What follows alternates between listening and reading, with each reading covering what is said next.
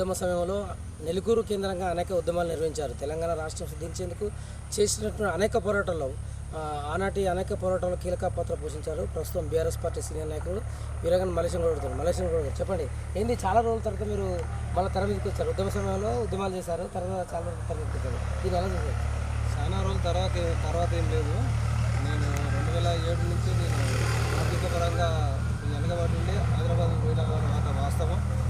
విజ్ఞాన శ్రీనివాసరావు పార్టీ మారి కాంగ్రెస్ పార్టీలో చేరమంటే చేరకుండా పార్టీలో ఉండడం కోసమే నేను పక్కకు ఉండి అన్ని రోజులు కష్టపడి మళ్ళీ నేను అక్కడ గోరబండలో ఉన్న, తర్వాత రామంతపూర్లో ఉన్న. ఇప్పుడు రామంతపూర్లో నేను ఉన్న ఏరియా పేరు కూడా నేను కేసీఆర్ నగర్ పెట్టించుకుని నేను ప్రతి ఎలక్షన్ లోకల్ ఎలక్షన్ ప్రతి ఎలక్షన్కు నేను ఇక్కడ పార్టిసిపేట్ చేస్తున్నా. అందరికీ నేను అందుబాటులోనే ఉంటున్నా. అందరినీ నేను 2013లో కూడా నేను నామినేషన్ వేసి విత్డ్రాదానికి ఉండి నా వ్యక్తిని గెలిపించుకొని పక్కన ఉన్నా. చెప్పండి, రాబో స్థానిక ఎన్నికల్లో మీరు పోటీ చేయబోతున్నారు. రిజర్వేషన్ అనుకూలిస్తే సర్పంచ్గా పోటీ చేయడానికి నేను సిద్ధంగా ఉన్నా. చెప్పండి, మీరు విస్మరించిందని కాంగ్రెస్ ఆరోపిస్తుంది. ఉద్యమకారుడుగా మీరు ఏం మాట్లాడతారు? ఎవరిని ఎవరు విస్మరించారండి. ఎవరి యాక్టివిటీ వాళ్ళని ముందుకు తీసుకెళ్తుంది. వాళ్ళు కష్టపడి వాళ్ళు పనిచేసి వాళ్ళు ముందుకు పోవాలి తప్ప ఎవరో తీసుకెళ్తే ఎవరు పోరు. మీరు పోటీ చేయబోతున్నారు. రిజర్వేషన్ అనుకూలిస్తే సర్పంచ్గా పోటీ చేయడానికి నేను సిద్ధంగా ఉన్నా. చెప్పండి, మీ రాజకీయాల్లో అప్పుడు ఉద్యమ సమయం వచ్చి ఇప్పుడు రాజకీయాల్లో ప్రత్యక్షంగా మీరు తెర మీదకి వచ్చారు అంటే మీ రాజకీయ గురువు ఎవరు? నా రాజకీయ గురువు కేసీఆర్. ఫస్ట్ తెలంగాణ పార్టీ రావడమే 2001లో నేను పార్టీలో జాయిన్ అయినాను. అప్పటి నుండి నేను పార్టీలో పనిచేస్తున్నా. ఆ రోజు నుంచి 2001 నుంచి ఈనాటికి 25 సంవత్సరాల నుంచి నేను టీఆర్ఎస్ పార్టీలోనే పనిచేస్తున్నా. టీఆర్ఎస్ పార్టీలోనే పనిచేస్తాను. బీఆర్ఎస్ పార్టీ అధికారంలో ఉన్నప్పుడు కనిపించిన మీరు ఇప్పుడు ప్రతిపక్షం ఉంది, ఎన్నికల్లో ఎలా గెలుస్తారనుకుంటున్నారు?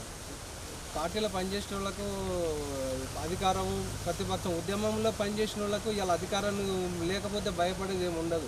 అసలు పార్టీ ఉన్ననాడు 1000 మంది, 100 మంది, 200 మంది ఉన్ననాడు ప్రతి పల్లె తిరిగి మేము జీపులు వేసుకొని నడుచుకుంటూ పోయి ఉద్యమాలు చేసిన వాళ్ళం. ఇవాళ పార్టీ 10 ఏళ్ళు పరిపాలించింది. ఈ 5 ఏళ్ళు లేకపోవచ్చు. రేపు వచ్చే పార్టీ మళ్ళీ టీఆర్ఎస్ పార్టీ.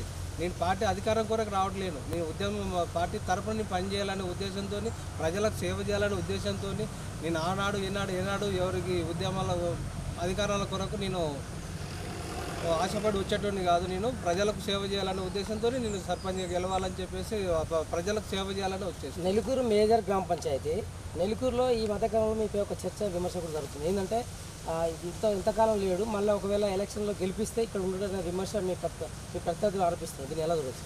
గెలిచినా గెలవకపోయినా నేను 18 ఏళ్ళు నేను దూరం ఉన్నమాట వాస్తవం. నేను ఊరుకు వచ్చేసి దూరం ఉన్నమాట వాస్తవం. మళ్ళీ ఇప్పుడు నేను నా పిల్లలు పెద్దోళ్ళు అయిపోయారు. వాళ్ళంతా వాళ్ళ చదువులు వాళ్ళైనా నేను ఊరికి సేవ చేద్దామని చెప్పేసి నా ఉద్దేశంతో నేను ఇక్కడికి వస్తున్నా. ఊళ్ళోనే ఉంటాను. నెలకూరు మండల కేంద్ర ప్రజల మనసును ఎలా గెలవబోతున్నారు? వాళ్ళకు 24/7 సేవ చేసి వాళ్ళ మనసును గెలుచుకుంటా తప్ప నేను వాళ్ళకి ఏదో ప్రత్యామ్నాయం చూపించో లేదా డబ్బులు ఇచ్చో లేకపోతే నేను ఏదో చేసి నేను గెలవాలని అనుకుంటలేను. వాళ్ళ నిరంతరం సేవ చేసే ఉద్దేశంతోనే ఉన్నాను. చెప్పండి, మీకు ప్రత్యర్థి ఎవరు అనుకుంటున్నారు? ప్రత్యర్థి అంటూ ఇంతవరకు ఎవరు లేరు. ఎవరి పేరు చెప్తామో ఎవరి పేరు చెప్పలేదు. ప్రత్యర్థి ఎవరు వస్తారో తెలియదు, వచ్చినప్పుడు చూద్దాం. చెప్పండి, 19 నెలల కాంగ్రెస్ పాలనపై ఏం మాట్లాడుతున్నారు ఉద్యమకారులుగా? 19 నెలలలో 19 పనులు కాదు. వాళ్ళు 19 మందికి కొంతమందిని ఇబ్బంది పెట్టిన వాళ్ళు గెలిచిన వారికి 1కి 2 కేసీఆర్ 2000 అంటే 4000, 3000 అంటే 6000, లేకపోతే 10,000 అంటే 12, 16,000, 15,000, ఆడబిడ్డలకు 2,500, కరెంటు బిల్లు ఇవి అవి ఏది చెప్పినా వాడు ఇచ్చింది ఏది లేదు, గెలిచిన తర్వాత చేసింది ఏది లేదు. వాళ్ళకి గెలవలేరు. ఇప్పటితో వాళ్ళ సాఫ్ట్వేర్ క్లోజ్ చేసుకున్నారు. వాళ్ళంతటా వాళ్ళే సెల్ఫ్ గోల్ చేసుకున్నట్టుగా ఉంది. చెప్పండి, మీ ఎన్నికల ప్రధాన అస్త్రం అంటే ఏ హామీతో మీరు ఎన్నికల్లోకి పోబోతున్నారు?